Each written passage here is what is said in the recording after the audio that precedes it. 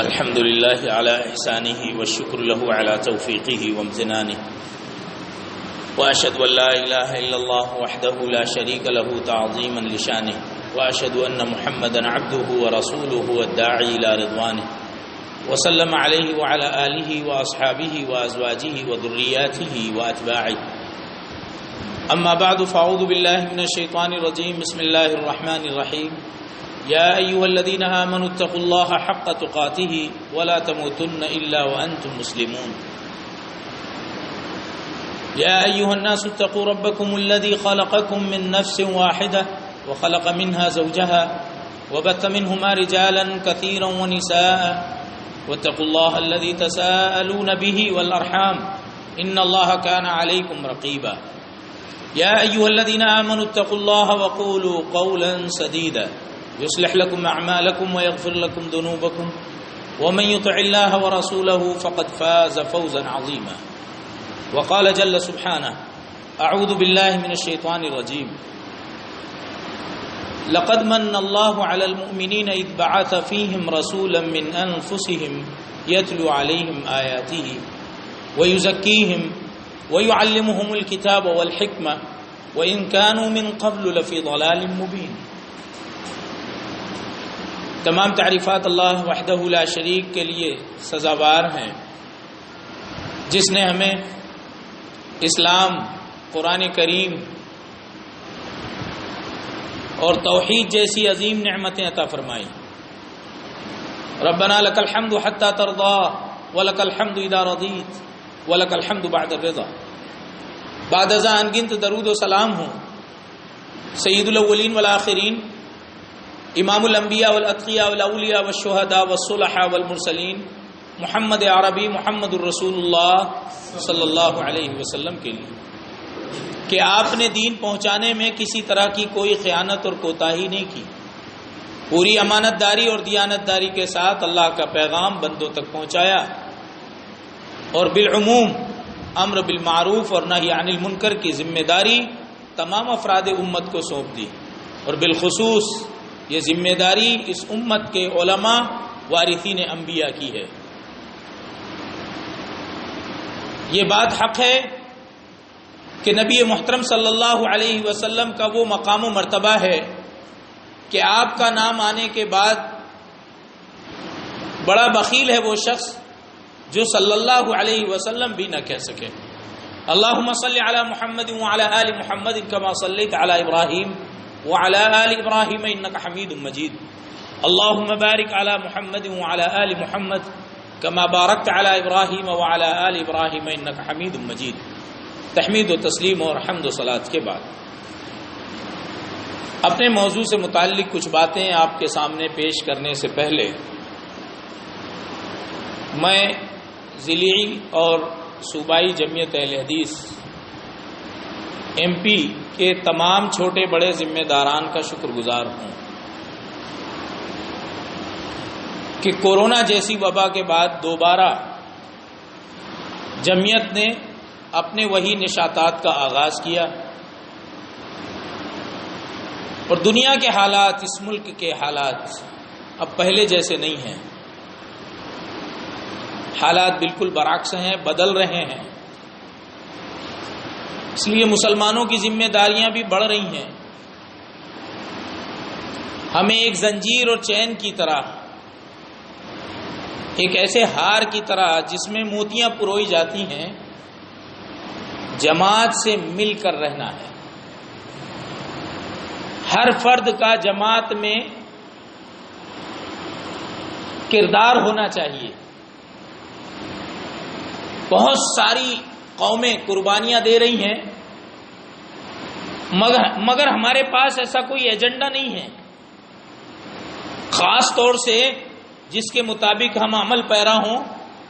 لہذا ہمارا ایجنڈا یہی ہے کہ ہم جماعت سے وابستہ رہ کر اپنے منہج کی حفاظت کریں، جو بہت سارے نت نئے فتنے دنیا میں جنم لے رہے ہیں، ان فتنوں سے، ان شکوک و شبہات سے، اور جماعت کے قدم کو بھی مضبوط کریں، جماعت کے اتحاد کو پارا پارا نہ ہونے دیں. کسی ایک فرد کی اپنے آپ میں کوئی حیثیت نہیں ہے. فرد قائم ربط ملت سے ہے، تنہا کچھ نہیں. موج ہے دریا میں، بیرون دریا کچھ نہیں. ریوڑ کے ساتھ رہیں، ریوڑ سے الگ نہ ہو. دنیا میں بھی کامیاب رہیں گے، آخرت میں بھی کامیاب رہیں گے. یہ بات میں نے اپنی طرف سے کہہ دی ہے، مجھے حکم نہیں دیا گیا تھا.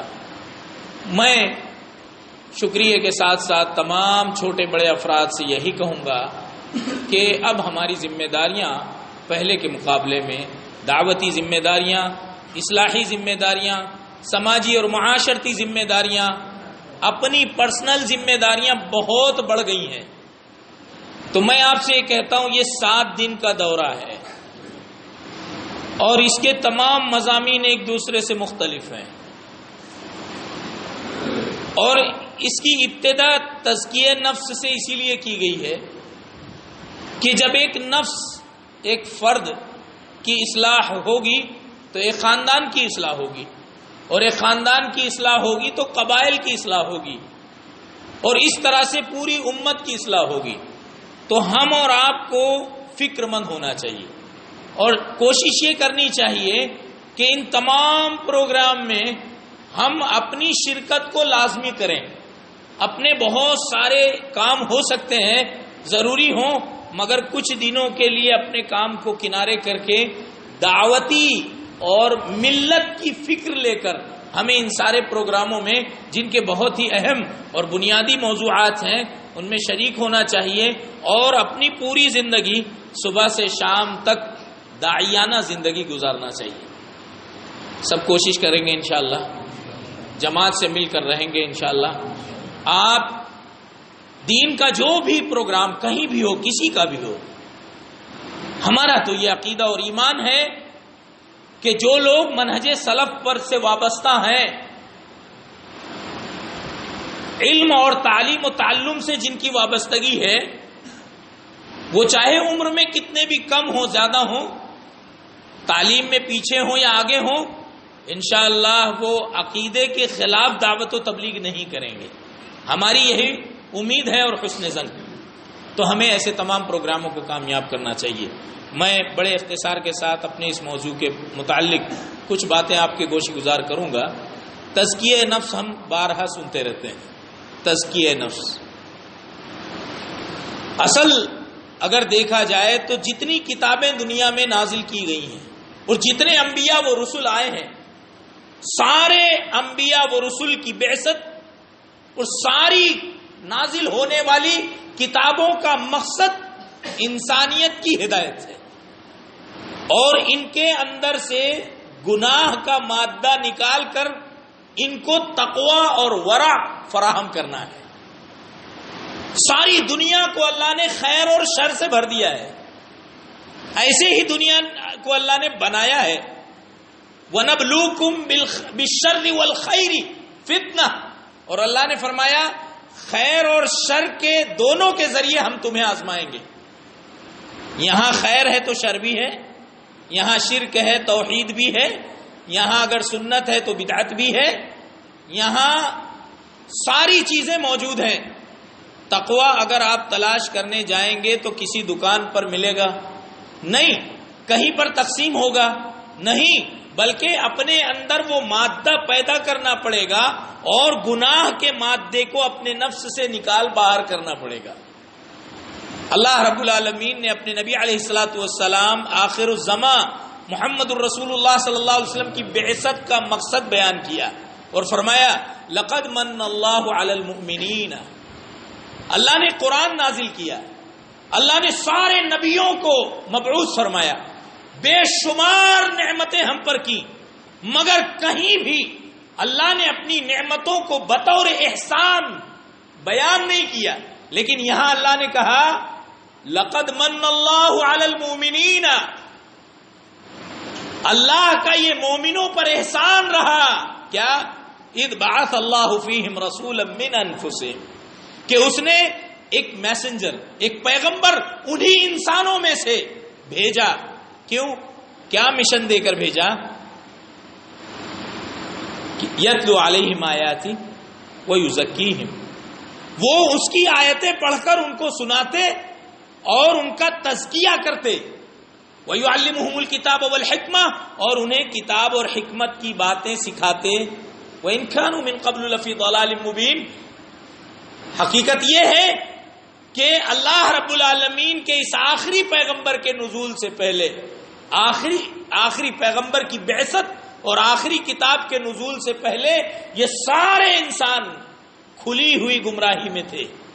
بچوں کو زندہ دفنایا جاتا تھا، سود، رشوت، یتیم کا مال کھانا عام سی بات تھی، گالی گلوچ، فسق و فجور، یہ ساری برائیاں تھیں۔ ہر طرح کی برائی زمانے جاہلیت میں موجود تھی، قتل و غارت گری، شراب، ساری چیزیں تھیں۔ اللہ رب العالمین نے لوگوں کا تزکیہ کیا، کیسے؟ آخری پیغمبر کو مبعوث فرمایا اور اپنی آخری کتاب نازل کی، اور اس کتاب کی تلاوت کر کے نبی علیہ السلام نے انسانوں کا تزکیہ کیا۔ تو سب سے بنیادی چیز ہے تزکیہ، تزکیہ نفس، نفس کا تزکیہ۔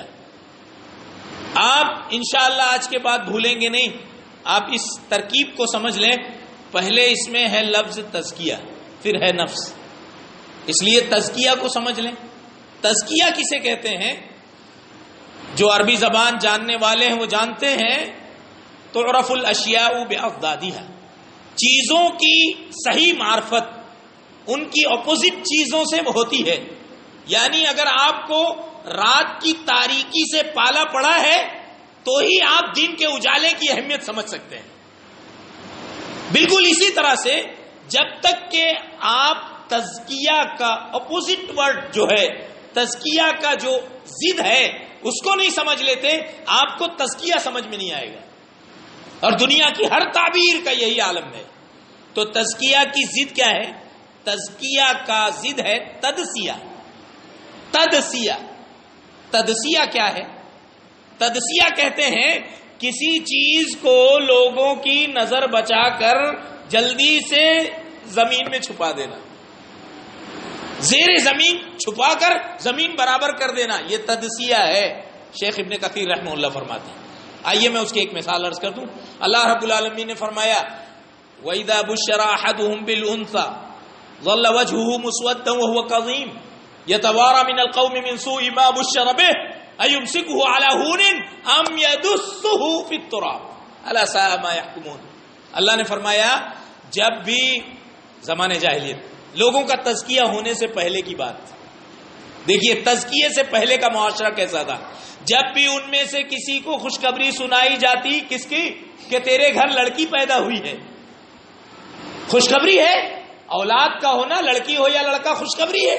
جب بھی یہ خوشخبری دی جاتی، چاہے وہ کھیت میں کام کر رہا ہوتا، چاہے کہیں بھی ہوتا، مارکیٹ میں، بازار میں، جب بھی لڑکی کی بشارت دی جاتی، غَلَّ وَجْهُهُ مُسْوَدًّا وَهُوَ كَظِيمٌ، مارے غم اور غصے کے چہرہ کالا پڑ جاتا، چہرے کے اتار چڑھاؤ بدل جاتے، چہرے کے تاثرات بدل جاتے، صرف یہ سن کر کہ میرے گھر لڑکی پیدا ہوئی ہے۔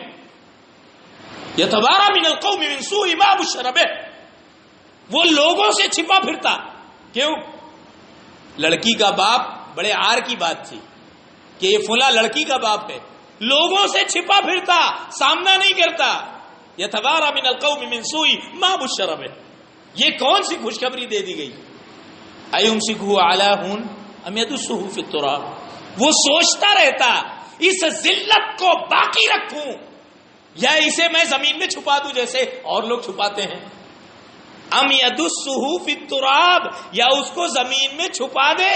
الا ساء ما یحکمون، اللہ کی کتنی قیمتی مخلوق ہے انسان، ان معصوم بچوں کے ساتھ اتنا ظالمانہ سلوک کرنا، یہ ان کا کتنا برا فیصلہ ہے، کتنا برا فیصلہ ہے۔ امام بغوی رحمہ اللہ نے اور دیگر محدثین شارحین نے بیان کیا ہے، مفسرین نے، کہ ایک ظالم باپ اپنی 5-7 سال کی بچی کے بارے میں اپنی بیوی سے کہتا اس کو اچھے کپڑے پہنا کر تیار رکھنا، میں اسے بہلا پھسلا کر لے جاؤں گا اور وہ ظالم شوہر اپنی بیوی کے ہاتھ سے بچی کو چھین کر اس ننھی سی بچی کو لے جاتا اس گڑھے کے پاس جو گڑھا اس نے پہلے سے کھود رکھا ہے، اور اس گڑھے کے پاس لے جاتا اور اپنے ہی ہاتھ سے بچی کو دھکا دیتا، اور بچی کو یہ فکر ہوتی کہ ابا آپ کے کپڑے پر مٹی اڑ رہی ہے، مگر ظالم باپ کو یہ فکر نہیں ہوتی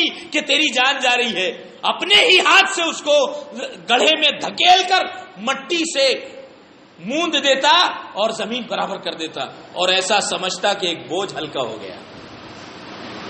وَإِذَا الْمَوْءُودَةُ سُئِلَتْ بِأَيِّ ذَنبٍ قُتِلَتْ، جس دن پوچھا جائے گا زندہ دفن کی گئی بچی سے، بتا بِأَيِّ ذَنبٍ قُتِلَتْ، کس گناہ کی پاداش میں تجھے قتل کیا گیا تھا۔ قیامت کا دن وہ دن ہے جس دن قاتل کو بولنے کا موقع نہیں دیا جائے گا، وہاں مظلوم اور مقتول کو بولنے کا موقع دیا جائے گا۔ تو بات کہنے کی یہ تھی کہ کسی عیب کو جس سے معاشرے کی سرزنش ممکن ہو، لوگ ڈانٹیں گے، لوگ برا کہیں گے، لوگ غلط سمجھیں گے، لوگوں کی نظر سے جلدی سے چھپا دینا زمین کے اندر، اس کو کہتے ہیں تدسیہ، اور تزکیہ اس کا اپوزٹ ہے، ضد ہے۔ تو تزکیہ کسے کہتے ہیں؟ تزکیہ کسی چیز کو نکال باہر کرنے کو کہتے ہیں۔ اب جب تزکیے کو نفس کے ساتھ لگا دیں گے تو اس کا مطلب نفس کی کسی خامی کو باہر نکالنا ہے، تزکیہ نفس۔ میں ایک دو مثال اور دے دوں۔ آپ کے دودھ میں مکھی گر گئی ہے تو حکم کیا ہے؟ مکھی کو ڈبا کر کے پھینک دیں آپ۔ مکھی کو کوئی بھی شخص پیے گا نہیں، دودھ سے مکھی کو نکالے گا، یہ دودھ کا تزکیہ ہے۔ اسی طرح سے جب جانور ذبح کیے جائیں تو حکم یہ ہے کہ جانور کو ذبح کرنے کے بعد تھوڑا رکو، اس کے جسم سے جو بہنے والا خون ہے وہ بہہ جائے، اسے کہتے ہیں دم مسفوح۔ وہ خون جب خود سے بہہ جائے اس کے بعد تم اس کی جلد کو الگ کرو۔ تو معلوم یہ ہوا کہ جب تک وہ خون اس جانور کے جسم میں ہے، باہر بہا نہیں ہے، تو اس وقت تک جانور کا تزکیہ نہیں ہوا ہے۔ وہ دم مسفوح جو حرام ہے اس کے اندر ابھی پنپ رہا ہے اور وہ جائز نہیں ہے۔ اب ہم اس تزکیے کو اپنے نفس کے ساتھ دیکھیں۔ میرے سینے میں کینہ ہے، اگر میرے سینے میں کسی کی عداوت ہے، کسی سے بغض ہے، تو اس کا مطلب میرے نفس کا بھی تزکیہ نہیں ہوا ہے۔ آئیے اب میں کچھ دیر میں یہ بتانا چاہوں گا کہ نفس کسے کہتے ہیں۔ نفس ایک جسم ہے،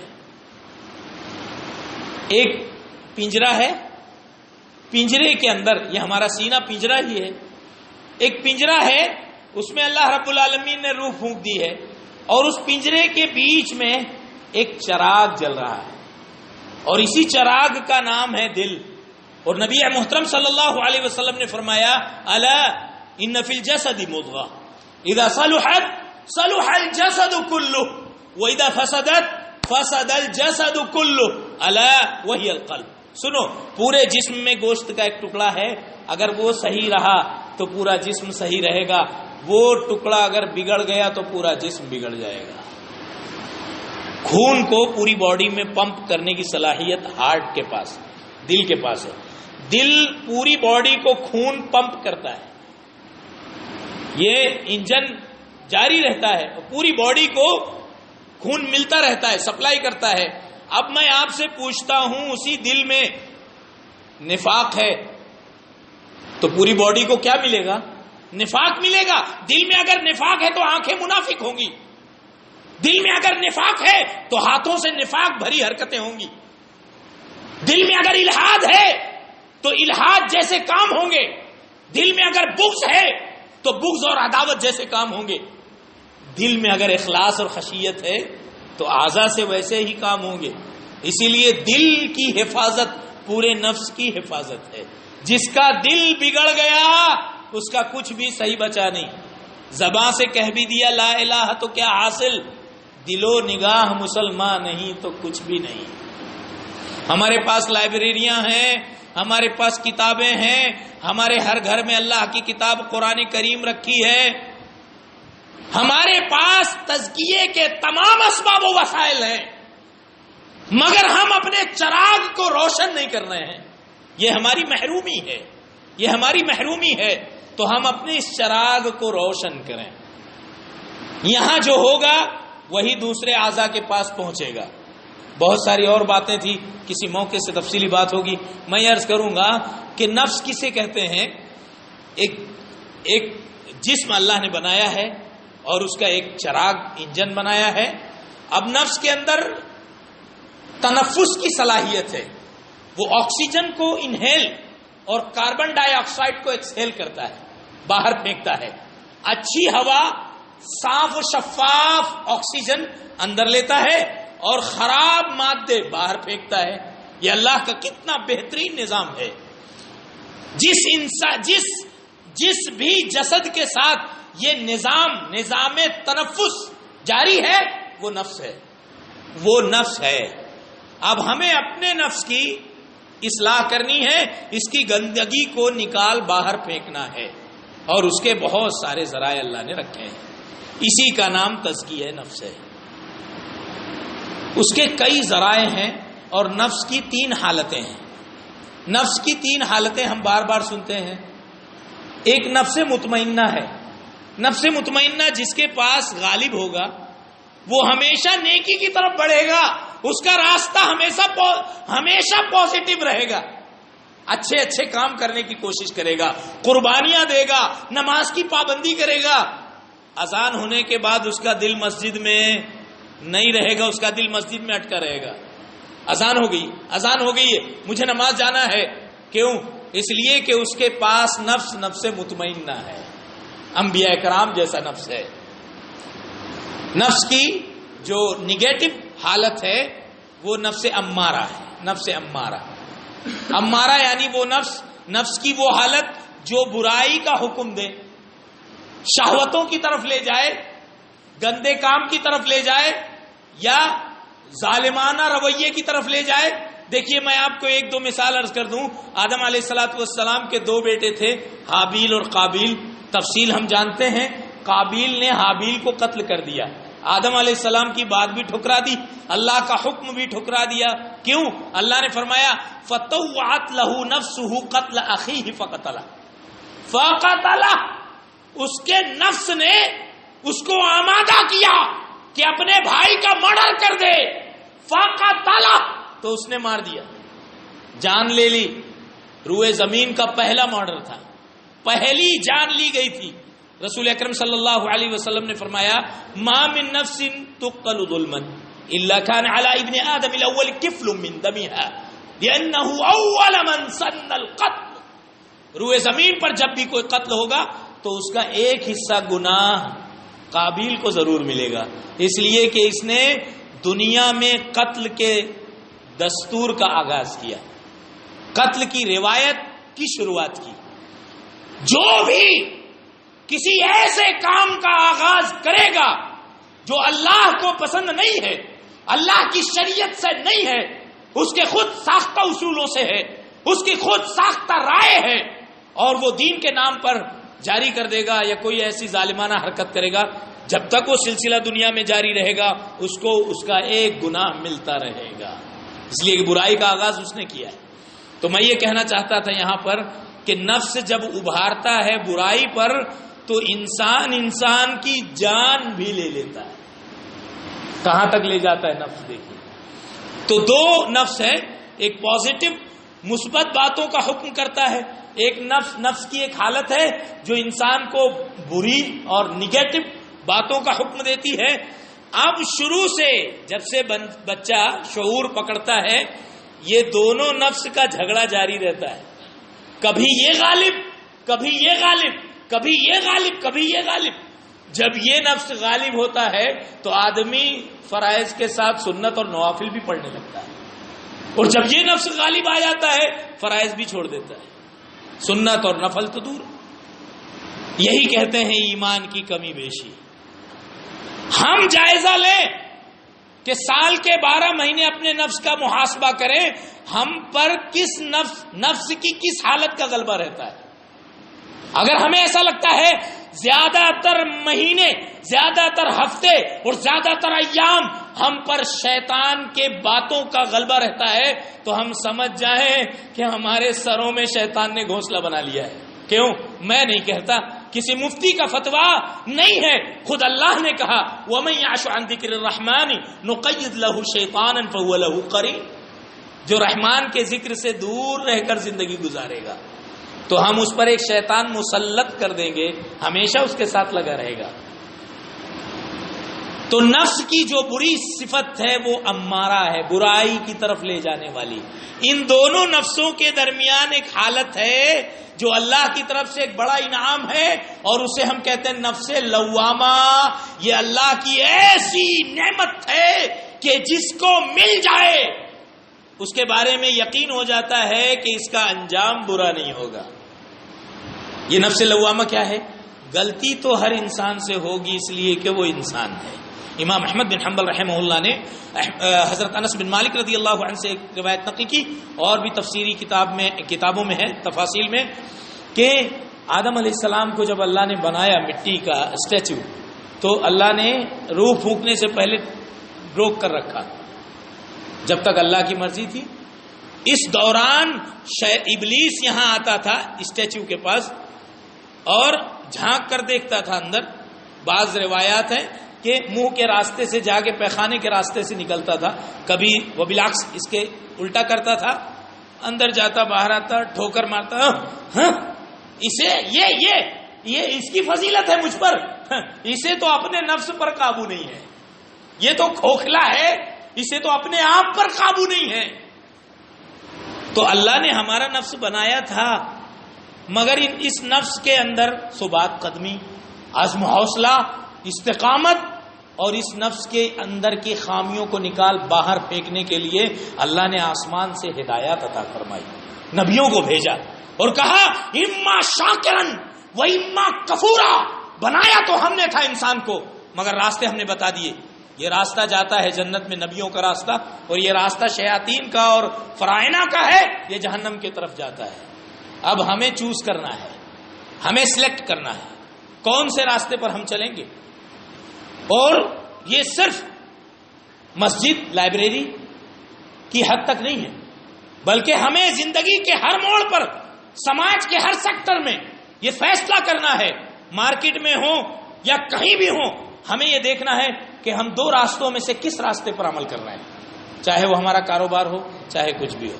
ہمارے دل کی حالت کیسی ہے، ہمارے نفس کی حالت کیسی ہے۔ دیکھیے میں تفصیل میں نہیں جاتا، ایک روایت عرض کر دوں۔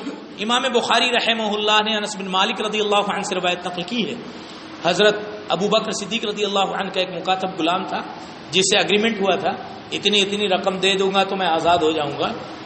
چنانچہ اس نے ایک دن کچھ مٹھائی کھلا دی، حضرت ابو بکر صدیق رضی اللہ عنہ نے کھا لیا، ہمیشہ ساتھ میں رہتا ہے، خدمت کرتا ہے، غلام ہے، ابھی آزاد نہیں ہوا ہے، تو ظاہر ہے گھر کے ایک فرد کی طرح ہے، کھلا دیا تو کھا لیے۔ جیسے ہی کھائے تو اس نے کہا اما علمت ما فیہ، کیا آپ نے جانا بھی نہیں کہ یہ ہے کیا چیز؟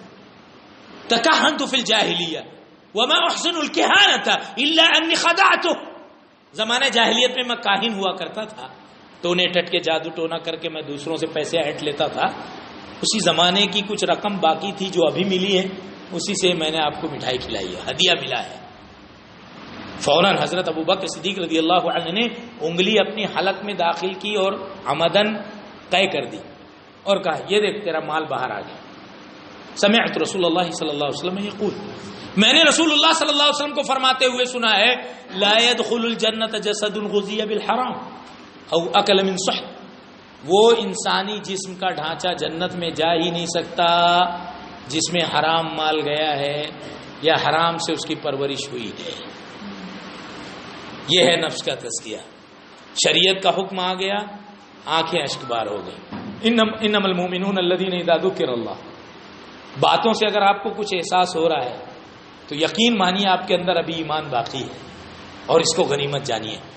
قرآن میں اللہ نے کہا انما المؤمنون الذین اذا ذکر اللہ وجلت قلوبہم، وجلت قلوبهم واذا تليت عليهم آیاتہ زادتهم ایمانا وعلی ربهم یتوکلون.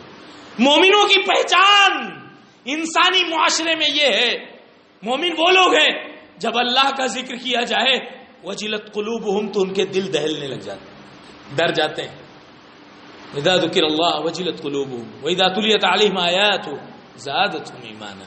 اور جب اللہ کے کلام کی آیتیں پڑھی جائے جس میں انسان کی کوئی کاریگری نہیں ہے، یہ اللہ عظیم کا کلام ہے، زادتهم ایمانا، تو مومن وہ ہیں جن کے ایمان کا گراف بڑھ جاتا ہے. پھر وہ دل ہی دل میں تہیہ کرتے ہیں آج کے بعد میں یہ گناہ نہیں کروں گا، سچی توبہ کرتے ہیں، زادتهم ایمانا وعلی ربهم یتوکلون. اور سچے ہیں وہ مومن جو اپنے رب پر بھروسہ کرتے ہیں. تو میرے بھائیوں، تزکیے کے جو ذرائع اللہ نے رکھے ہیں، سب سے پہلا ذریعہ ہے قرآن. قرآن سے ہمارا تعلق گہرا کریں، وابستہ کریں. قرآن ہی سے نبیوں نے اپنی قوموں کا تزکیہ کیا ہے. افسوس کی بات ہے یہ موبائل ہے اور ہمارے گھر میں قرآن ہے. جائزہ لیں، روزانہ کا محاسبہ کریں، 24 گھنٹے میں کتنے گھنٹے میں نے موبائل استعمال کیا اور کتنے گھنٹے میں نے قرآن کی تلاوت کی. افسوس، ہم سارے عالم اسلام کی باتیں کریں، کہاں کیا چل رہا ہے وہ ساری باتیں کریں، مگر ہم اپنے گھر کی باتیں کریں تو افسوس، ہمارے گھروں سے قرآن کی تلاوت کی آوازیں نہیں آتی. ہمارے ہر فرد کے ہاتھ میں موبائل ہے، پورا دن موبائل میں صرف ہو رہا ہے. قرآن کی تلاوت کریں. ہم وہ قوم ہیں کہ ہماری کتاب آج بھی حرف بحرف زندہ ہے، زندہ جاوید ہے. 1450 سال میں کتنے انقلابات آئے اس دنیا نے، کتنے نشیب و فراز دیکھے، کتنے عروج و زوال کی کہانیاں رقم کر دی، مگر قرآن کا کچھ بگڑا؟ اللہ نے ہمیں قرآن جیسی کتاب عطا کی. ارے یہ کتاب لو انزلنا هذا القرآن على جبل لرأيته خاشعا متصدعا من خشية الله. ہم اگر اس کتاب کو قرآن پر نازل کرتے تو اللہ کے خوف سے پورا پہاڑ ریزہ ریزہ ہو جاتا. ہمارے گھروں میں پڑھنے کی توفیق نہیں. آئیے قرآن کی طرف، آئیے اتحاد کی طرف، آئیے اپنے عظیم الشان دین اسلام کی طرف، جہاں ہر مسئلے کا حل موجود ہے، ہر ڈپریشن کا حل موجود ہے. اس دین کی طرف آئیے، اپنے آپ کو بدلیے. زمانہ آپ کا بدلاؤ چاہتا ہے، زمانہ انقلاب چاہتا ہے. اپنے نفس سے اس کا آغاز کیجیے، بدلنے کا عزم کیجیے. انما التوبۃ علی اللہ للذین یعملون السوء بجہالۃ ثم یتوبون من قریب فاولئک یتوب اللہ علیہم وکان اللہ غفورا رحیم. دیکھیے، میں ایک دو باتیں عرض کر کے اپنی بات ختم کروں گا. انشاءاللہ بوری میں بھی بہت ہی اچھا موضوع ہے، نماز کی اہمیت اور بے نمازی کا انجام. وہاں بہت ساری اہم باتیں کرنی ہیں. تو انشاءاللہ العزیز یہ دیکھیے، اس آیت میں اللہ نے کیا فرمایا، انما التوبۃ علی اللہ للذین یعملون السوء بجہالۃ. توبہ تو انہی لوگوں کی قبول ہوگی، کن کی؟ جو برائی کرتے ہیں نادانی میں، پلاننگ سے نہیں. پلان کر کے برائی نہیں کرتے، بلکہ اچانک ان سے نادانی میں برائی ہو جاتی ہے. پھر اچانک احساس ہوتا ہے ارے یہ میں نے کیا کیا. یتوبون من قریب، فی الفور وہ توبہ کرتے ہیں. فاولئک یتوب اللہ علیہم. تو ایسے ہی لوگوں کی توبہ، ان کے رجوع کو اللہ قبول کرتا ہے. کیوں؟ اس لیے کہ وہ غفور الرحیم ہے. اللہ غفور الرحیم. کیسا غفور الرحیم؟ امام ترمذی رحمہ اللہ نے ایک روایت عرض کی، ارے کتنی پیاری حدیث ہے، ہمارا رب ہمارے ساتھ کتنا غفور الرحیم ہے. دیکھیے حدیث حضرت ابو ہریرہ رضی اللہ عنہ سے امام ترمذی رحمہ اللہ نے روایت نقل کی کہ رسول اللہ صلی اللہ علیہ وسلم نے فرمایا، قال رسول اللہ صلی اللہ علیہ وسلم قال اللہ تعالی وقوله الحق. اللہ نے کہا اور اس کی باتیں سچی ہیں. کیا کہا اللہ نے؟ اذا هم عبدی بحسنۃ فاکتبوها له حسنہ. میرا بندہ جب نیکی کا صرف ارادہ کرے، ارادے کا تعلق دل سے ہے، میرا بندہ نیکی کا صرف ارادہ کرے تو اس کے لیے ایک نیکی لکھ دو. فَإِنْ عَمِلَهَا فَاكْتُبُوهَا لَهُ بِعَشْرِ أَمْثَالِهَا. اگر وہ نیکی کر جائے تو 10 ثواب لکھو. ارادہ کرے تو ایک، اور اگر وہ کر جائے تو 10 لکھو. وَإِذَا هَمَّ عَبْدِي بِسَيِّئَةٍ فَلَا تَكْتُبُوهَا. کہ جب میرا بندہ برائی کا ارادہ کرے، ابھی بات صرف دل میں ہے، برائی کا صرف ارادہ ہے تو کچھ مت لکھو، برائی مت لکھو. نیکی کا صرف ارادہ بھی کر لے تو ایک نیکی لکھ لو. میرا بندہ برائی کا ارادہ کرے تو برائی مت لکھو. فَإِنْ عَمِلَ بِهَا فَاكْتُبُوهَا لَهُ بِمِثْلِهَا. اگر وہ برائی کر بھی لے تو 10 گناہ مت لکھو، 1 گناہ لکھو. 1 گناہ لکھو. اگر وہ برائی کر بھی لے تو 1 گناہ لکھو. وَإِنْ تَرَكَهَا وَلَمْ يَعْمَلْ بِهَا. اگر وہ ارادہ تو کیا تھا گناہ کرنے کا مگر اس نے ترک کر دیا، وہ کام نہیں کیا، فَاكْتُبُوهَا لَهُ حَسَنَةً. تو بھی 1 نیکی لکھ لو. تو بھی 1 نیکی لکھ لو کہ اس برائی کی شر سے بھری، ظلم سے بھری، شہوت سے بھری دنیا میں رہ کر بھی برائی کا ارادہ کرنے کے بعد بھی میرے ڈر سے اس نے اپنے آپ کو دور کر لیا. تو بھی لکھ لو. تو بھی اس کے لیے 1 نیکی لکھ لو. تو ہم جو برائیوں سے بچتے ہیں قدم قدم پر ہمیں اس کی نیکیاں ملتی ہیں. تو قرآن سے اپنا رشتہ مضبوط کریں. نماز کو اللہ نے تزکیے کا ذریعہ بنایا ہے، نماز سے اپنا رشتہ مضبوط کریں. توبہ اور استغفار سب سے بڑا ذریعہ ہے اپنے نفس کو پاک کرنے کا. شیخ ابن مبارک رحمہ اللہ نے فرمایا رأیت الذنوب تمیت القلوب وقد یورث الذل ادمانها وترک الذنوب حیات القلوب وخیر لنفسک عصیانها. میرا تجربہ یہ ہے کہ گناہ سے ہی دل مردہ ہوتے ہیں. دلوں کی تاثیر کب ختم ہوتی ہے؟ جب بندہ گناہ پر گناہ کرتا ہے. وہ دیکھیے ایک حدیث امام ترمذی رحمہ اللہ نے نقل فرمائی، دل ہے اللہ کا چراغ، روشن چراغ. جب بندہ ایک گناہ کرتا ہے تو اس کے دل پر ایک کالا نشان لگتا ہے. پھر گناہ اگر توبہ نہیں کرتا تو ایک اور نشان، پھر اگر توبہ نہیں کرتا تیسرا گناہ کرتا ہے تو اور نشان. نشانات لگتے لگتے لگتے لگتے اگر اس نے توبہ نہیں کی، اللہ سے معافی نہیں مانگی تو پورا دل کالا ہو جاتا ہے. بچہ جب پہلی مرتبہ پینسل چرائی تھی اسکول میں، زندگی میں فرسٹ ٹائم پینسل چرا لی تھی، بھلے اس کی نیت نیک تھی مگر اس نے بغیر اجازت لے لی تھی. اور جب استاد نے کھڑا کیا تو اس کے ہاتھوں میں کپکپاہٹ تھی، اس کے پسینے پیشانی سے پسینہ بہ رہا تھا. یہ اس کا ایمان تھا جو بول رہا تھا تو نے غلطی کی ہے. یہی ہے نفس لوامہ کی صلاحیت. گناہ کرنے کے بعد اگر ہمارا احساس زندہ ہے تو یقین مانیے کہ ابھی ہمارے اندر خیر باقی ہے. ہمارا دل ابھی پوری طرح سے کالا نہیں ہوا ہے. ورنہ چور اور بڑے بڑے ڈکیت کو دیکھیں، بڑی بڑی ڈکیتی کرنے کے بعد وہ ڈکار تک نہیں لیتے. کیوں؟ اس لیے کہ دل کالا ہو چکا ہے.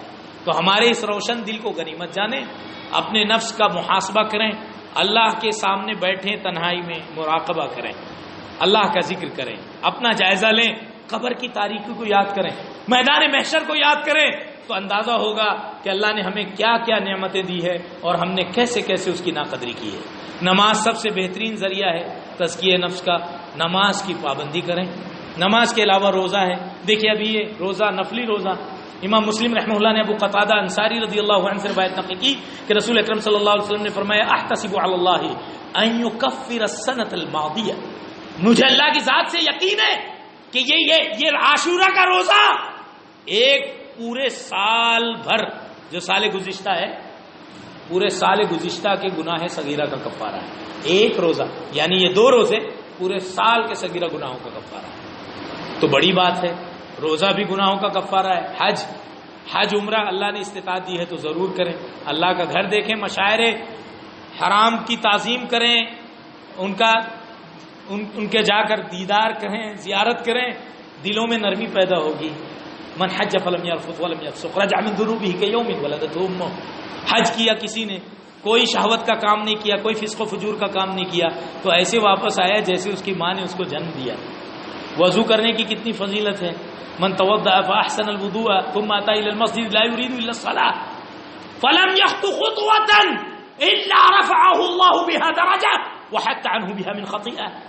جس نے کوئی اچھا وضو کیا، اچھا جیسے نبی نے بتایا، صحابہ کرام سے ثابت ہے، اچھا وضو کیا اطمینان سے، صحیح سارے اعضاء دھو لیے، دعائیں پڑھ لی، گھر سے نکلا اور ارادہ اس کا صرف ایک ہے، مسجد جا کر نماز ادا کرے.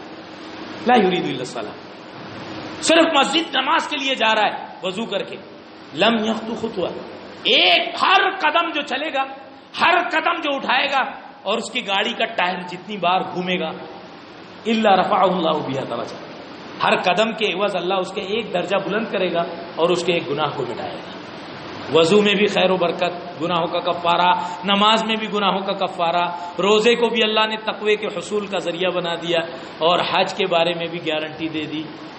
تو ہمیں یہ سارے وسائل ملے ہیں، اللہ سے وہ دل مانگنے کی ضرورت ہے جس دل میں اللہ کی خشیت ہو۔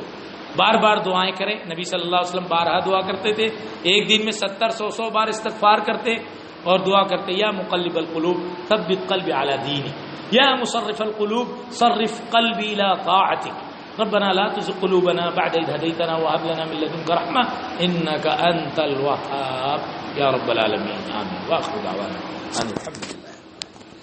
خواتین کے بارے میں بہت ساری باتیں سوچا تھا میں نے کہنے کے لیے، لیکن وقت اجازت نہیں دے رہا ہے، پھر انشاءاللہ کسی موقع سے۔ اور یہ جو شیڈول ہے